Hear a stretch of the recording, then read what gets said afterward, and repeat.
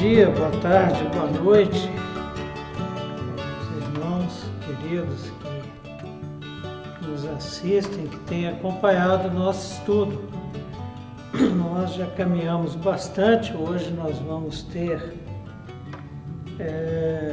a nossa 8ª aula e começamos já a segunda parte do nosso curso, uma parte importante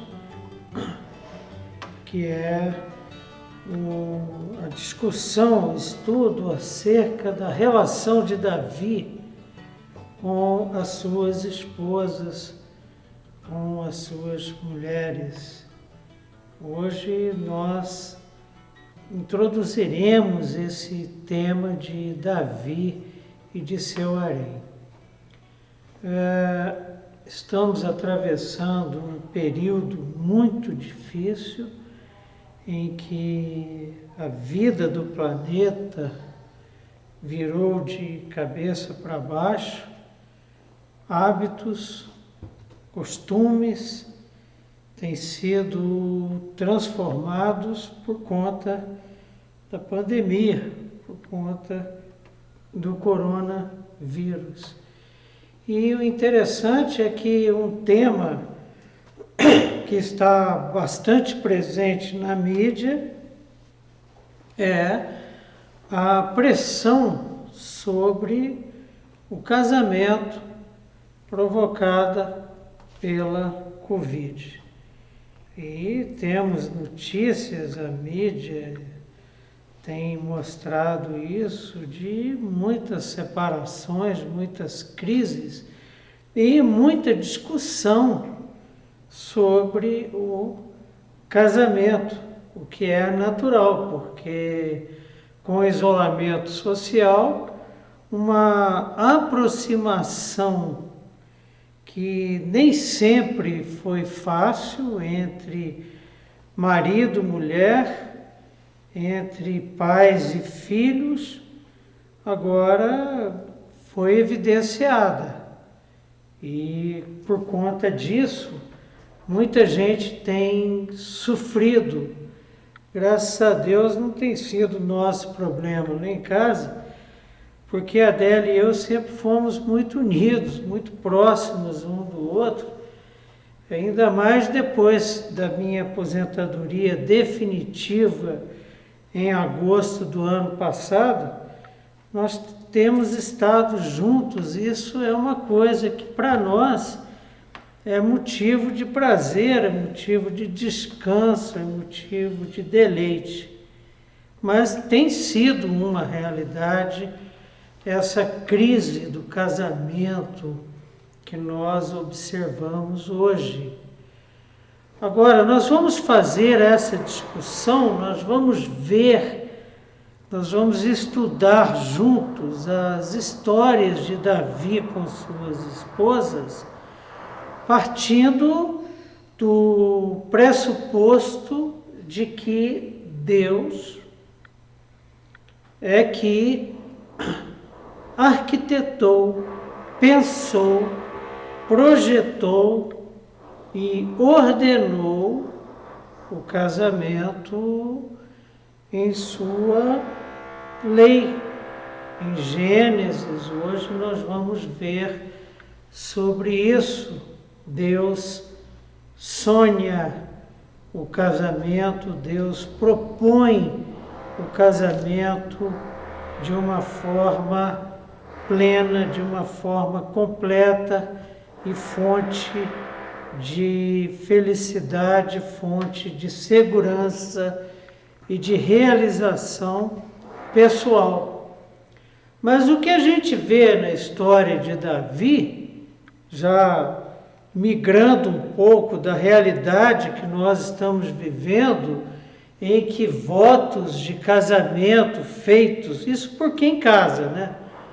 Porque a maioria das pessoas hoje em dia nem se casam, elas vivem juntas, mas dentro da nossa cultura presbiteriana, por exemplo, um amigo presbítero sempre afirma o seguinte, que votos feitos diante de Deus diante da igreja no casamento têm sido tão respeitados quanto placa de limite de velocidade de 20 km por hora em rodovia.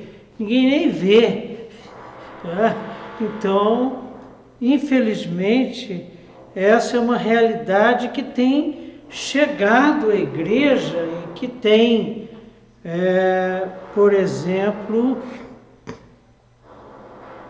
trazido muitos problemas, muitas crises decorrentes do divórcio. Agora, interessante, se a gente chega mais de perto na história de Davi, até agora nós vimos como um rei, como um homem, como um servo de Deus, com o coração conforme o coração de Deus. E continuará sendo assim. Estudaremos nessa parte do nosso curso agora. Mas os problemas que nós vamos encontrar na relação de Davi com suas esposas e na próxima parte do nosso curso com seus filhos, são problemas que normalmente não encontramos em Davi como um rei, como um guerreiro, como estudamos até agora. Parece que é o ponto fraco de Davi, e a palavra de Deus, as Sagradas Escrituras, não demonstram assim nenhum esforço de maquiar essa realidade. Os problemas vividos por Davi no seio da sua família são expostos, abertos de forma transparente e de uma forma que nos ajuda muito a compreendermos os propósitos de Deus com relação ao casamento. E o título da nossa aula hoje, a aula 8, Davi e seu harém. Harém pressupõe poligamia. E você pode pegar do Gênesis ao Apocalipse, você não vai encontrar em lugar nenhum uma palavra que seja favorável e que estimule, incentive a poligamia.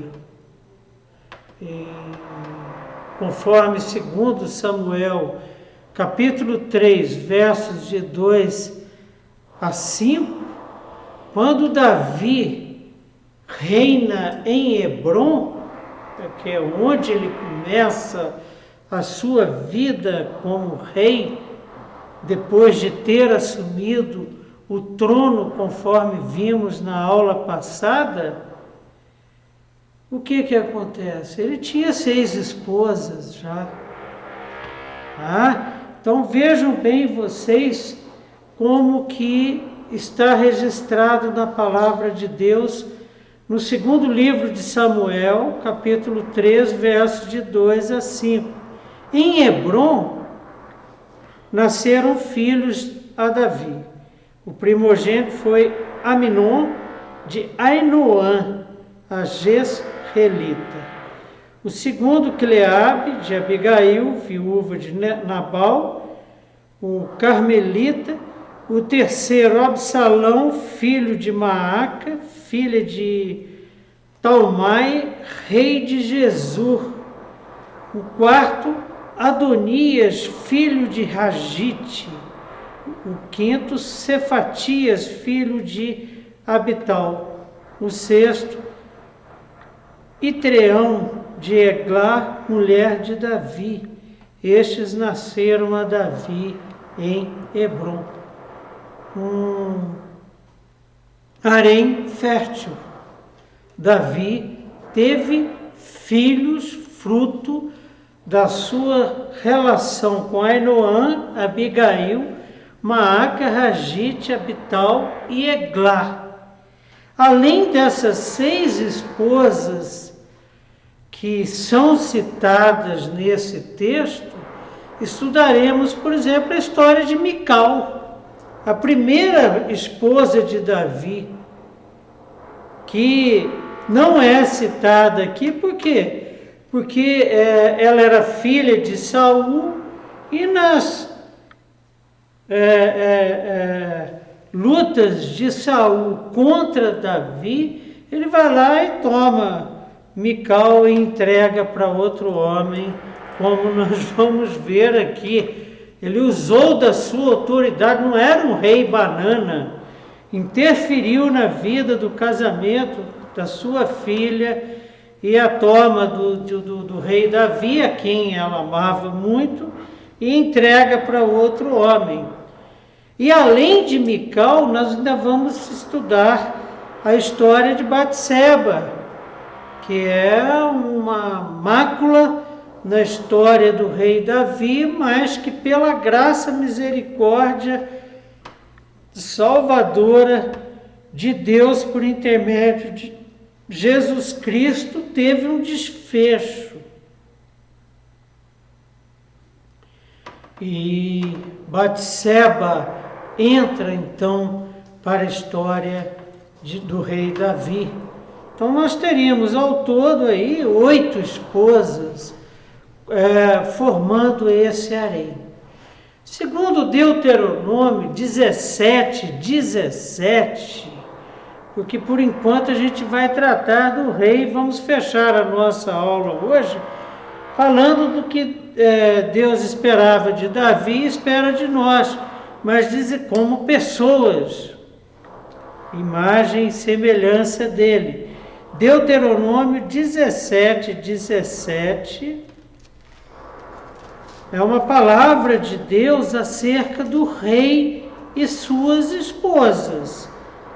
Conhecendo o coração humano como Deus conhece, em Deuteronômio 17, Moisés proferiu as seguintes palavras: tampouco para si quem? Para o rei de Israel, né? Porque Deus já previa, inclusive, a rebelião e a queda dele como rei de Israel e a entrada dos reis, e Davi foi o segundo rei de Israel. Queda entre aspas, porque o nosso Deus é o Senhor dos senhores, o Rei dos reis. Tampouco para si multiplicará mulheres, para que o seu coração não se desvie.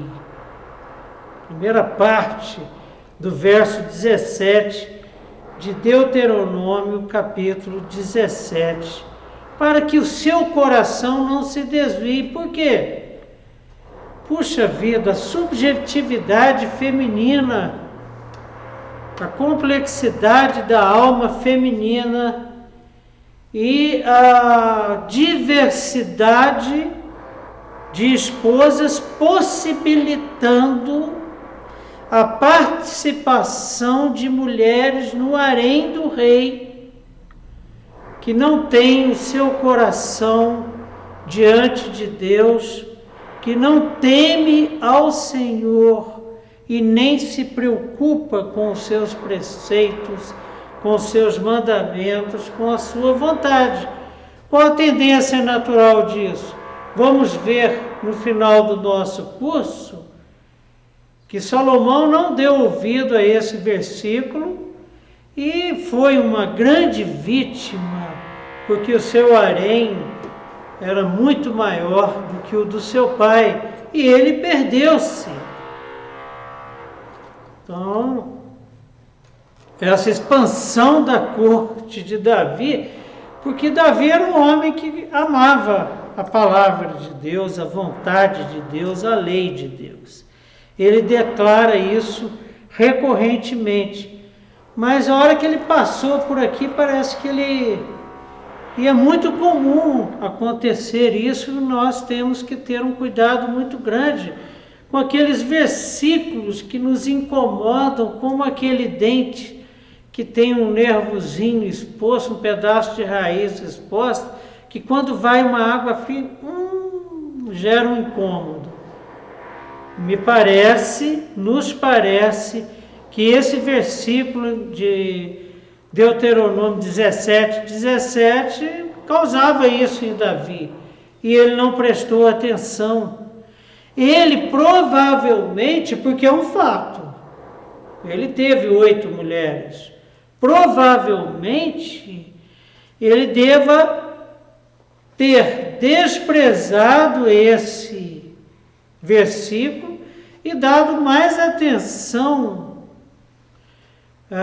aos símbolos da realeza impostos pelos padrões pagãos.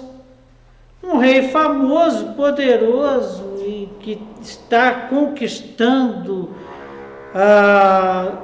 o território israelense em nome de Deus, um herói nacional, de repente começa a prestar mais atenção aos padrões das nações circunvizinhas do que à vontade do Senhor. E ele constitui um harém formado por 6 esposas.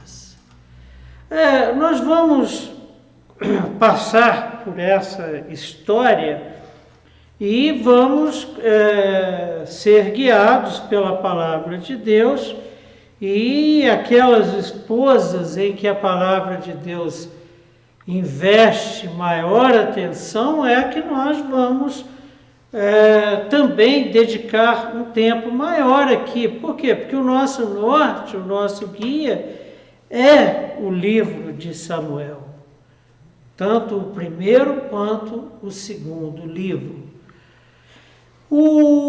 Então, em 1 Samuel de 18, capítulo 18, dos versos 12 a 30, nós temos o relato do casamento de Davi com Mical. Eu, inclusive, desafio os irmãos a se debruçarem sobre esse texto, porque a gente tira dele, assim, algumas lições importantes. Puxa vida, sabe que eu fico pensando muitas vezes quando eu estou fazendo esses estudos, meus irmãos queridos? Vocês já sabem aí dos meus desastres nessa área da vida. Meu primeiro casamento foi um tormento. Não chegou nem a ser um casamento. Eu, naquela época de estudante, ex-estudante de Universidade de Brasília, então essas questões assim são questões puramente burocráticas e legais, eu não prestava muita atenção a elas. Só que no pacote eu deixei de prestar atenção à palavra de Deus, porque eu havia me rebelado contra o Senhor. E se eu tivesse estudado a história de Davi como estou estudando agora, eu não teria cometido os erros que cometi. E como é que foi que Davi casou-se com Mical? Saul tinha medo de Davi,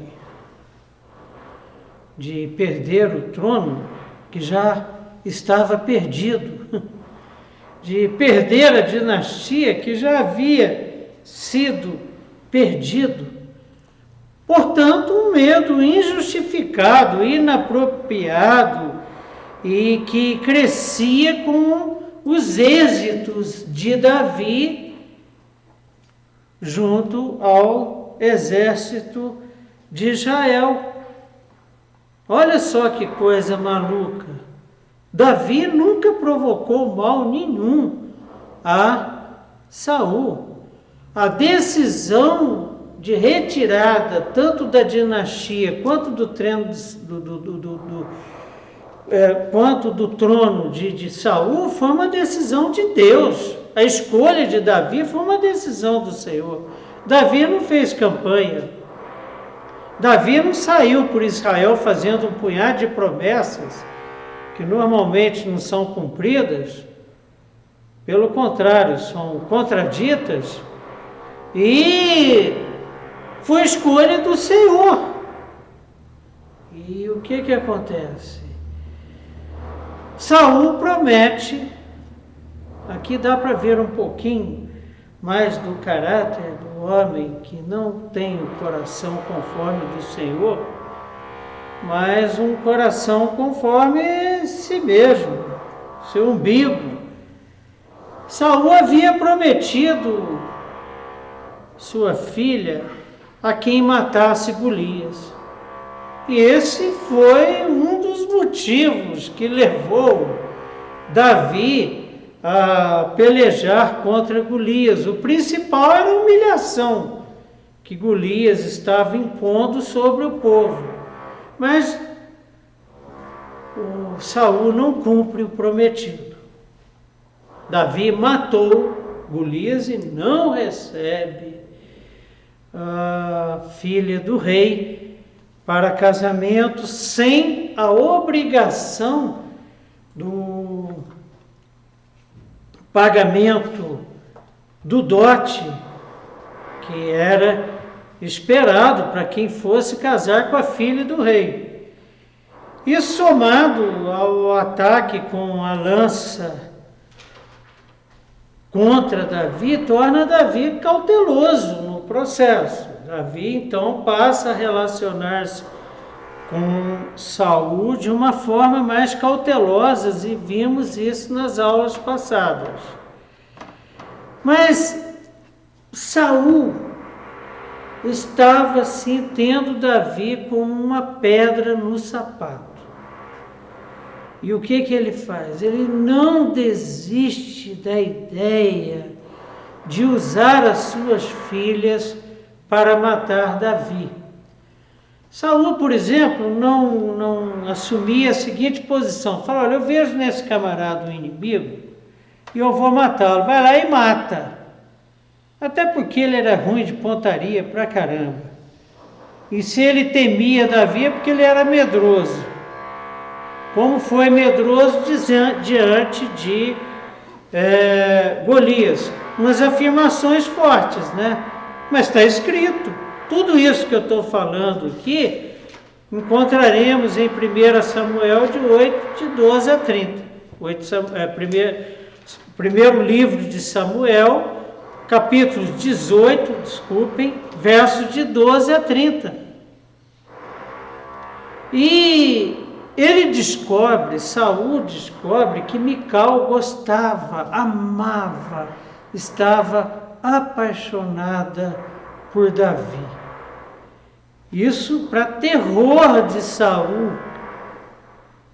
Já Jonatas tornou-se grande amigo de Davi, já no primeiro encontro com ele. E agora Mical aparece no palácio apaixonada por Davi. Mas, ao invés de ficar irado, falou, esta é a minha chance, disse Saul. E ele faz a seguinte proposta, para quem aceitasse, olha, qual foi o dote? Não era dinheiro, não era nada, não era ouro, não era prata. Qual a proposta de Saul? Quem me trouxer 100 prepúcios de filisteus como dote, receberá Mical como esposa. Davi, como excelente guerreiro que era, pensou o seguinte, bom, isso aí eu faço com a mão para trás, né? Foi lá e matou 200, dobrou o dote. Eu fico imaginando a cena, ele trazendo na cesta, meio que pingando sangue ainda, 200 prepúcios de filisteus, mas matou 200 soldados filisteus com a ajuda dos seus homens que estavam sob sua liderança. E esse tipo de situação era uma situação que só agravava o medo que Saul tinha de Davi. E não teve jeito. Davi casa-se então com Mical. Mas a perseguição continua. Saul não descansa. E ele arma uma cilada contra Davi. Você vai encontrar no capítulo 19 do segundo livro de Samuel, dos versos 11 até 17. Saul manda uns homens à casa de Davi para matá-lo. Só que Mical, vocês já viram aquelas cenas de filme em que o cara foge, só que ele ajeita a cama como se ele estivesse dormindo, aí os caras chegam e descarregam a metralhadora e não tem ninguém, aí as penas dos travesseiros começam a voar. Mical fez a mesma coisa, ela desce e fala: olha, meu pai está a fim de te matar. Desce Davi por uma das janelas de sua casa, coloca um poste ídolo, um ídolo do clã, no lugar de Davi, na cama, usa um pelo de ovelha, como se fosse o cabelo dele, e espera o pessoal chegar. Uma história muito parecida com a história de Raquel, e que é narrada em Gênesis 31, verso 19. Gênesis 31, verso 19. Raquel, quando vai fugir com Jacó, ela pega os ídolos do pai, os ídolos do clã, e coloca debaixo do arreio no camelo. A Mical faz alguma coisa parecida, né? E interessante o registro da presença deste ídolo do clã na casa de Davi. Com certeza não foi Davi que trouxe esse ídolo, essa imagem para dentro de casa. Esse é um problema do casamento com julgo desigual. Um casamento em que marido e mulher têm fé diferente, creem em deuses distintos. Eu fui vítima disso.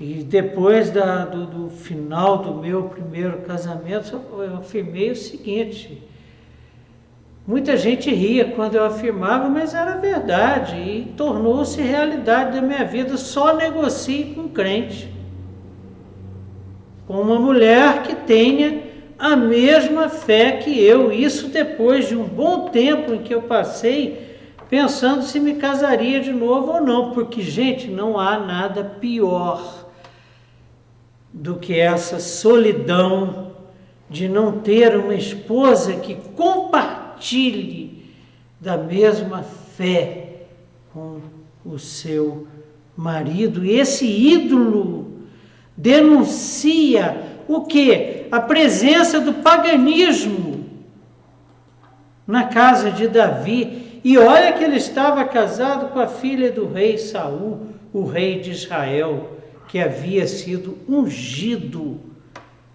pelo Senhor. Ora, mas se consideramos que antes da batalha final, Saul foi consultar uma necromante, já dá para se concluir, por exemplo, isso está registrado no final do primeiro livro de Samuel. Já dá para concluir, por exemplo, que esse paganismo chegou à vida de Mical por intermédio de Saul.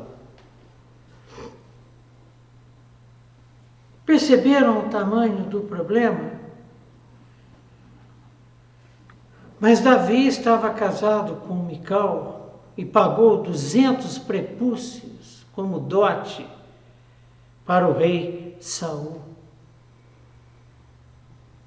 E Saul, depois disso, se interpõe no casamento. Você vai encontrar isso no capítulo 25 do primeiro livro de Samuel, verso 44. Saul se interpondo no casamento de sua filha Mical com o rei Davi e tomando de Davi, usando da sua autoridade de rei e de pai. Isso aqui é uma coisa que a gente tem que prestar atenção nisso. Saul, sendo rei de Israel e pai de Mical, se viu com autoridade suficiente para se interpor, entrar com uma cunha no casamento de Mical e Davi.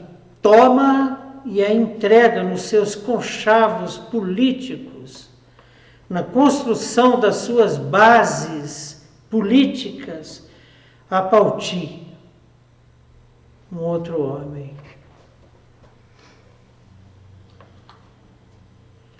Nós vimos na aula passada que quando Abner propõe aliança com Davi contra Isbosete, que estava usurpando o trono de Israel, se rebelando contra a escolha de Deus sobre quem iria reinar sobre Israel, Isaías diz: tudo bem, mas não volta aqui para conversar comigo sem a minha esposa Mical.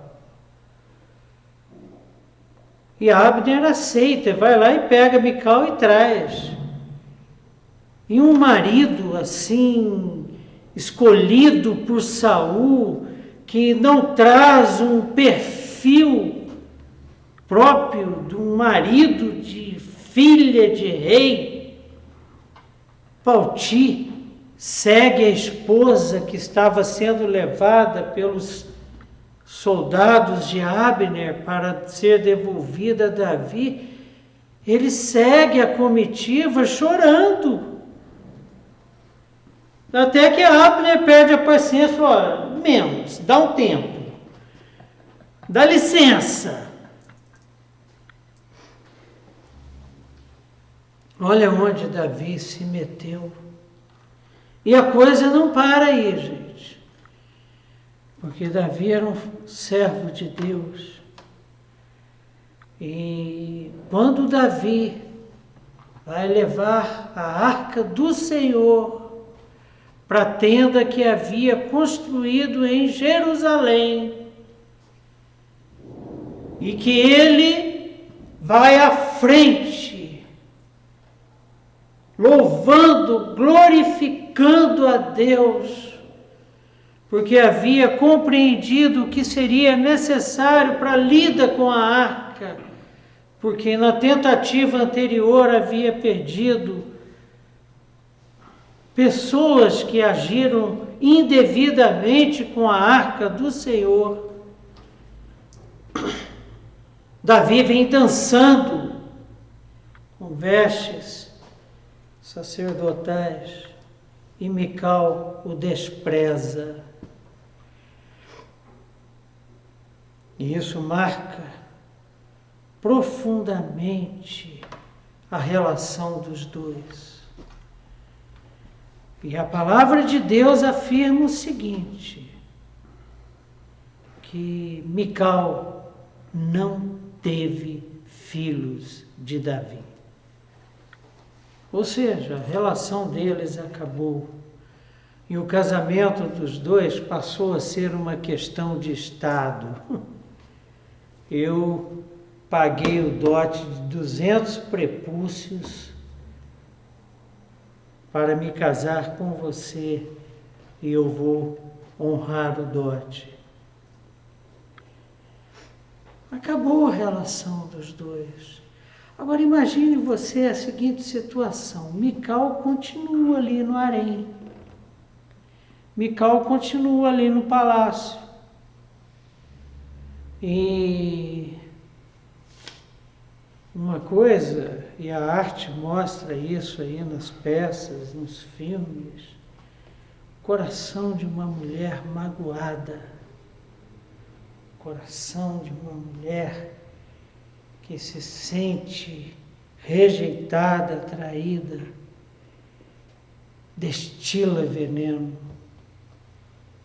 Deu para sentir o ambiente, porque as quatro paredes facilitam a emergência do caráter das pessoas. É no seio da família que mostramos com mais facilidade quem somos.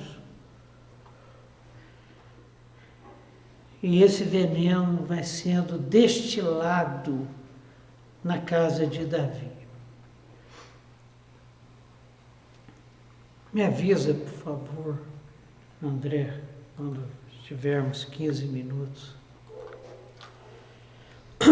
Mas depois disso, Davi conhece uma das suas esposas e, na minha leitura, na minha interpretação,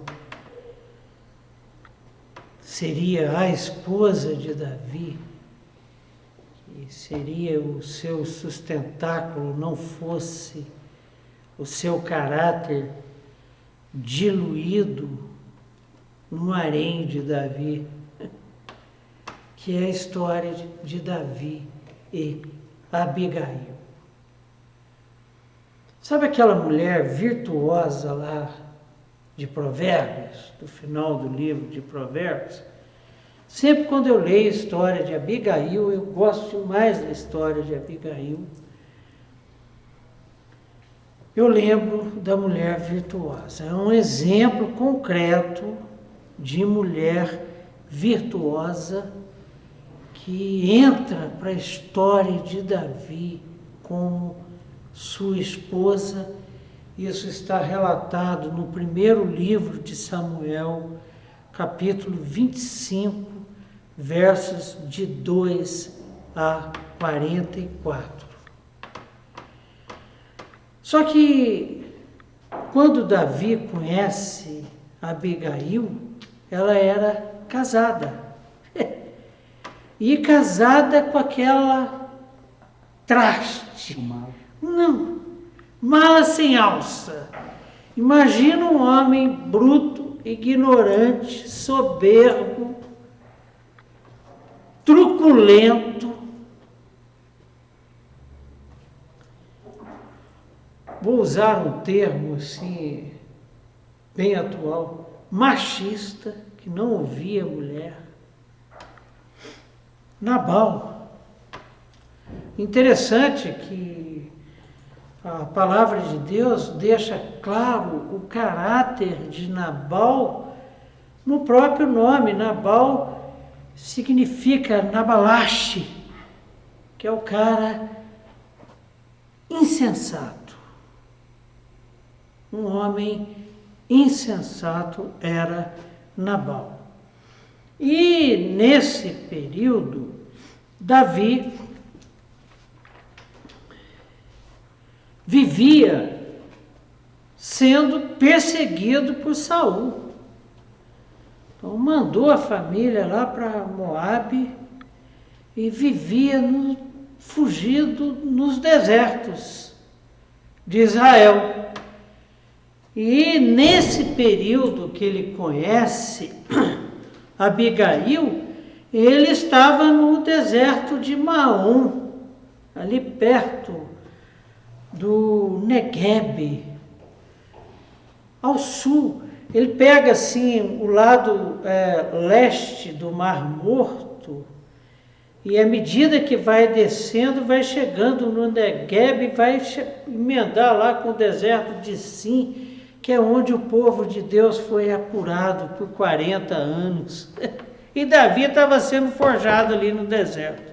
E tinha ali, junto com ele, de 600 a 700 homens rejeitados, marginalizados, e que se uniram a ele e que viviam com ele fugindo pelos desertos afora para se protegerem dos ataques de Saul, porque Saul não desistia da ideia de matar Davi. E havia ali uma cidade chamada Carmelo, próximo a Maom, outra cidade, uma cultura que a gente aqui no Brasil seria muito próximo, por exemplo, a que a gente vê lá no Nordeste, no semiárido, na Caatinga, uma região inóspita, mas que as pessoas vivem nela, é um negócio impressionante.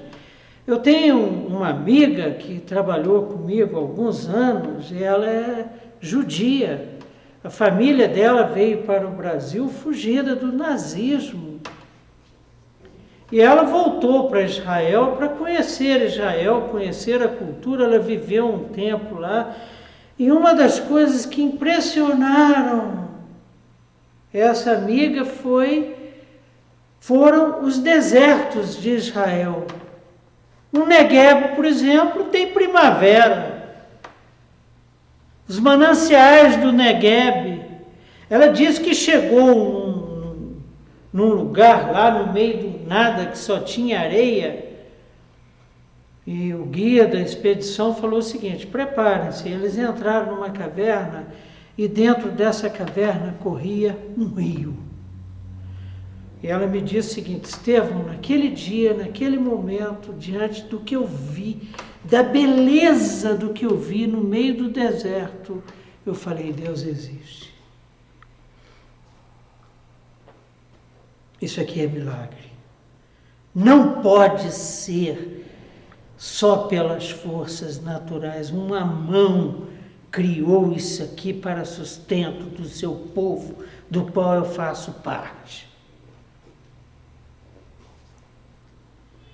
Mas ali, em Carmelo, vivia Nabal, rico, milhares de ovelhas, milhares de jumentas, que eram os indicadores de riqueza à época. E correu a notícia lá no deserto de Maom, de que Nabal estava tosqueando suas ovelhas. E o período de tosqueio é um período de reunião em que normalmente há abundância, ainda mais em casa de gente rica, em rebanho, tosqueio de rebanho de gente rica. E Davi manda seus moços lá com o seguinte recado: olha, Nabal, nós temos uma excelente relação com seus pastores. Durante todos esses anos não sumiu uma ovelha que tenha sido roubada pelos meus homens. Pelo contrário, nós os protegemos. Lembre que Davi era pastor. Protegemos os seus pastores e protegemos os seus rebanhos. Agora, a gente está precisando de ajuda. Se der para você nos mandar, por exemplo, algum alimento, algum mantimento para o nosso sustento, nós agradecemos. A resposta de Nabal foi a pior possível. Aqui se espera de um homem insensato. Aqui se espera de um homem ignorante e bruto. Quem é Davi? Quem é esse escravo fugitivo? Porque Nabal conhecia as histórias da perseguição do rei Saul a Davi e o motivo pelo qual Davi estava refugiado no deserto. E os moços de Davi voltam e trazem a notícia da reação de Nabal. Davi fica enfurecido e faz um voto impensado, que vale até a pena a gente dar uma olhada no primeiro livro de Samuel, capítulo 19, nos versos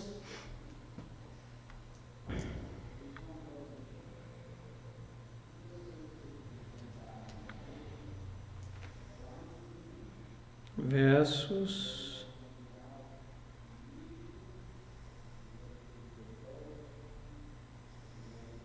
1. Mas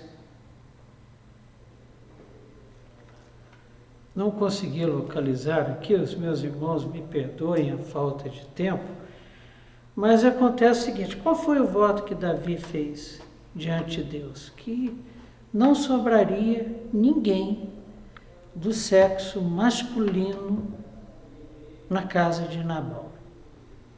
Acontece que nesse ínterim, um dos homens de Nabal vai e conta para Abigail o que estava acontecendo. Isso os irmãos vão encontrar entre os versos 14 a 35 do capítulo 25 de 1 Samuel. Me perdoe, eu estava olhando no lugar errado, como é de praxe, os irmãos já me conhecem. Então, 25 de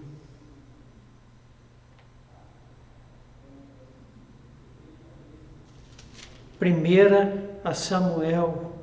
Então, dos versos 14 a 35, há a narrativa de que Abigail apazigua Davi. O que ela faz? Ela coloca em um jumento bolos, uva passa, figo desidratado, vinho e em número, em quantidade suficiente para os 600 homens de Davi.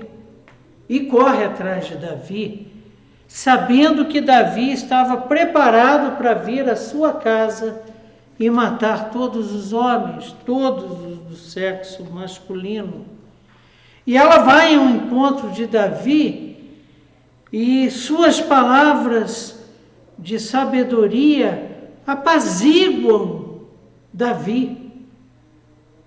Falei: Davi, calma, meu marido é um insensato. Meu marido faz jus ao nome que tem. E Davi recua. No verso 22 do capítulo 25, nós encontramos o seguinte: faça Deus o que lhe aprouver aos inimigos de Davi, se eu deixar ao amanhecer um só do sexo masculino dentre os seus. Esse foi o voto de Davi.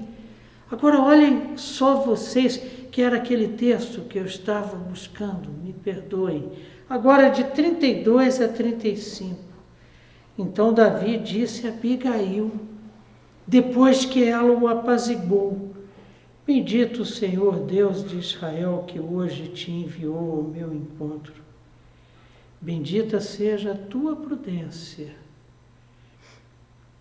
e bendita sejas tu mesma, que hoje me tolheste de derramar sangue, e de que por minha própria mão me vingasse.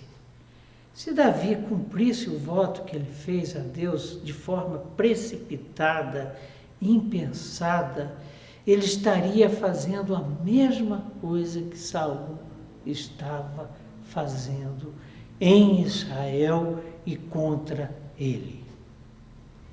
Davi volta atrás e ouve as palavras de sabedoria de uma mulher virtuosa como Abigail, e volta com seus homens para seu acampamento.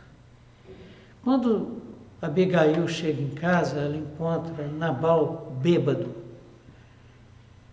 no meio de uma farra com os amigos, caindo de tonto. Mais uma vez, ela demonstra sabedoria. O que eu vou falar com esse homem agora? Espera, no outro dia ele acorda, na hora que dá uma melhorada da ressaca, Abigail chega para ele e conta tudo o que havia acontecido. O ódio de Nabal foi tão grande que ele teve uma espécie de um derrame cerebral e fica paralisado. E 10 dias depois, o Senhor dos Exércitos o leva, tira-lhe a vida e Abigail fica viúva. Sabendo disso, Davi manda mensageiros e esses mensageiros levam a ela a proposta de casamento e ela aceita e casa-se com Davi. Nós vamos ver mais adiante a transição do trono de Davi para Salomão. Um banho de sangue, como foi a transição do reino, do trono de Saul para Davi. E é interessante que não há registro na palavra de Deus da participação de Quileabe, o filho de Abigail, nos motins e ciladas que foram arquitetados para usurpar o trono de Salomão. E tudo isso arquitetado e pensado por irmãos de Salomão, filhos de Davi. Em 2 Samuel, capítulo 3, 2 Samuel 3, para encerrarmos, capítulo 3, o verso 3 é a primeira parte. Segundo Quileabe de Abigail, viúva de Nabal, a carmelita, um homem que não teve participação nenhuma. Não há registro nesses motins e lembraremos disso mais adiante. E quando é que Davi casa-se com Abigail? Quando é que nós temos toda essa história que comentamos agora e que está registrada nos textos que citamos? Quando é que isso aconteceu? Quando Saul dá Mical a partir. Isso demonstra que, apesar do coração caído, demonstra o cuidado de Deus para com o rei Davi e para com a sua casa, conhecendo da sua sensibilidade. Então, hoje vimos a história de 2 esposas de Davi. Mical, que acaba separando-se dele e voltando quando já Davi assume o trono, e Abigail, uma esposa que, a meu ver, ela, conforme a palavra de Deus, foi um alicerce na vida de Davi, um exemplo para as nossas irmãs. Vida difícil, porque a primeira parte da sua vida viveu com um insensato.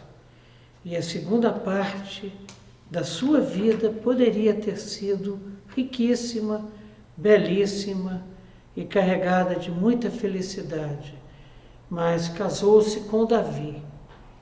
E Davi, ele, seguindo, conforme falamos na nossa introdução, as pressões das nações vizinhas, escolheu o caminho, não o caminho proposto pelo Senhor, mas o caminho proposto pelas nações vizinhas. E qual é o caminho proposto pelo Senhor?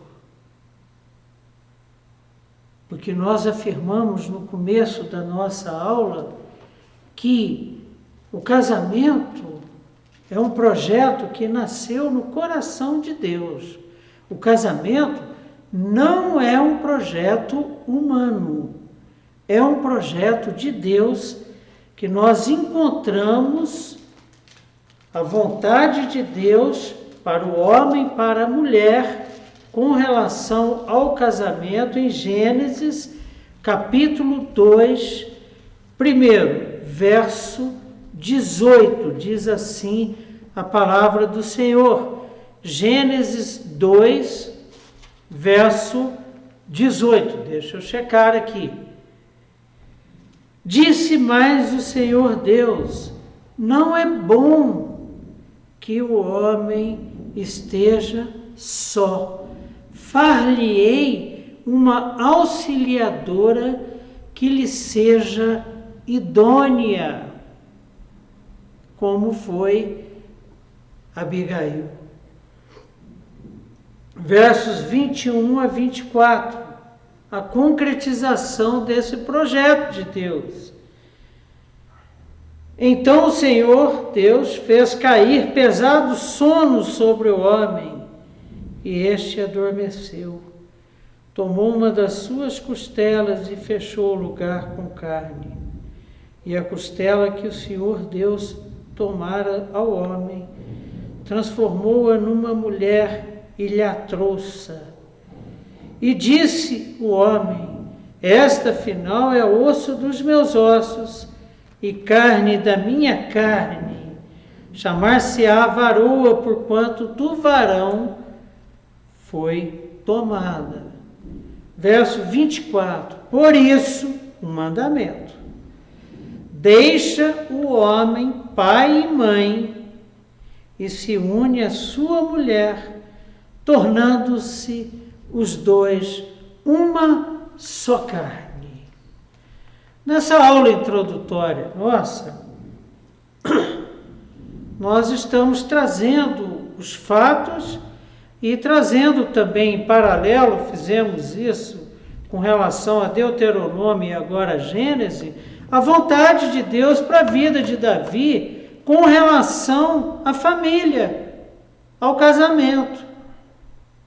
E a gente percebe nessa primeira aula nossa que Davi optou por não seguir este mandamento, deixar pai e mãe, isso ele fez, unir-se à sua mulher e não às suas mulheres, e ser com a sua mulher uma só carne. Esta é a base, esta é a essência. Vejam o problema. Davi deixa de ser uma só carne com Mical, quando seu pai a toma e entrega a outro homem.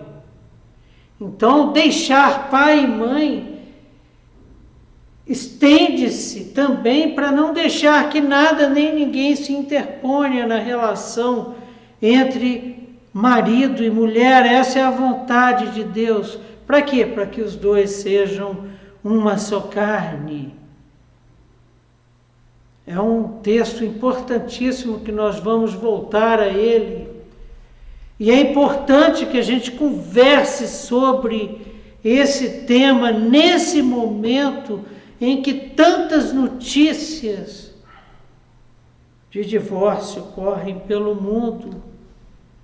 É um texto que aparece também no Novo Testamento, na boca do próprio Cristo, em Mateus 19, 5, em Marcos 10, 7 e 8. Depois o apóstolo Paulo retoma esse mandamento em 1 Coríntios 6, 16. E vimos no ano passado, no nosso curso, sobre a carta de Paulo aos Efésios, em Efésios 5, 31. Efésios 5, 31. Eu vou ler esse verso confirmando o que nós estamos falando, porque o nosso tempo já se foi. Efésios 5, 31. Eis porque deixará o homem a seu pai e a sua mãe, e se unirá à sua mulher, e se tornarão os dois uma só carne. E por que eu trouxe Efésios? Porque no verso seguinte, no verso 32, Paulo registra o seguinte: grande é este mistério. O casamento é um mistério. Duas pessoas, um homem macho, uma mulher fêmea, se unindo e sendo um. É um mistério. É um milagre proposto por Deus, pelo Deus Todo-Poderoso. Grande é este mistério. E Paulo conclui: mas eu me refiro a Cristo e a igreja. Sabe qual a proposta de relacionamento de Deus para nós no novo céu e na nova terra? Marido e mulher, noivo e noiva. No novo céu e na nova terra nós vamos participar de uma festa que vai durar por toda a eternidade. A festa das bodas do casamento do Cordeiro Jesus Cristo. E quem é a noiva? A igreja. Nós seremos um com Ele, com o Pai e com o Espírito Santo. E é uma proposta que já é para ser vivida agora. Na sua oração sacerdotal, Jesus Cristo espera que sejamos um com Ele, como Ele é com o Pai. Jesus Cristo, o cabeça da igreja, o seu corpo aqui na terra. Davi meio que passou batido por isso. E nós vamos ver nas próximas aulas as consequências disso. Consequências que eu tenho compartilhado com os irmãos, que eu vivo na minha vida, porque um dia eu não prestei atenção ao mandamento de Deus, de deixar pai e mãe, se unir a minha mulher e ser com ela uma só pessoa. Eu havia virado as costas para Deus, eu havia me rebelado e vou levar as consequências disso para o resto da vida. Não fosse a graça e a misericórdia de Deus e o poder de Deus em Cristo Jesus e pelo Espírito Santo que habita em mim, que tem restaurado a minha vida, a vida da minha casa. E fez o mesmo com Davi, quando Davi reconhece: pequei contra o Senhor. E retoma a sua vida. É o que nós vamos ver nas próximas aulas. E eu deixo para os irmãos o desafio de revisitarem esses textos citados e refletirem sobre isso que nós conversamos e extraírem desses textos e dessas histórias, a história de Abigail e a história de Mical, extraírem delas traços do caráter de uma pessoa conforme o coração de Deus. Estão saltando nos textos, né, irmãos? E a semana que vem, na nossa introdução, nós atualizamos o nosso quadro no qual nós estamos montando o perfil da pessoa conforme o coração do Senhor. E essas histórias relacionadas ao rei Davi nos ajudam nesse processo. E a nossa oração é para que nos ajude também nos nossos casamentos, nas nossas relações familiares, relações que têm sido pressionadas não só pela Covid. Os problemas de relação nos casamentos que têm pipocado na nossa sociedade e na igreja são problemas que já vinham e que estavam sendo adiados ou colocados para debaixo do tapete. Que seja um momento de reflexão acerca da vontade da nossa vida e acerca da nossa resposta como maridos, como esposas, como pais, como filhos que possuem um coração em conformidade com o coração do Senhor. Vamos orar. Senhor nosso Deus, a Tua palavra é a verdade. Jesus Cristo é a verdade. E nós te agradecemos por isso, porque não encontramos na Tua palavra só uma coletânea de historinhas, mas são histórias que o Senhor registrou por intermédio dos Teus servos, para que nós conheçamos qual é a nossa verdadeira natureza. E como a história de Davi, Senhor, nós constatamos que somos caídos, terrivelmente pecadores, e que há muito de Nabal em nós.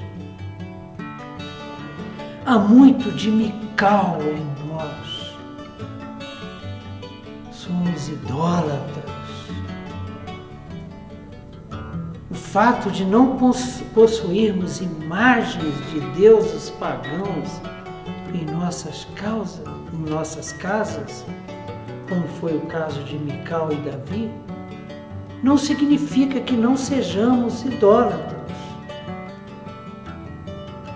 Idolatramos pais, idolatramos filhos, idolatramos esposas, idolatramos maridos, idolatramos carros, idolatramos coisas e te entristecemos. Mas no final dessa história que começamos hoje, nós vamos ver a Tua boa mão, misericordiosa, justa, poderosa, transformando as vidas e nos tornando mais perto de Ti, mais parecidos com o Teu Filho que morreu na cruz do Calvário, porque eu, Estevão, sou o que sou. Não fosse assim, Senhor, estaríamos perdidos, mas não estamos, porque nós não somos em Cristo Jesus filhos da Tua ira, como Davi não foi, mas somos filhos da Tua graça, da Tua misericórdia e do Teu amor por nós. Que essas histórias nos sirvam de exemplo para que tenhamos uma vida reta, justa, em conformidade com a Tua vontade, a imagem do Teu Filho, Cristo Jesus.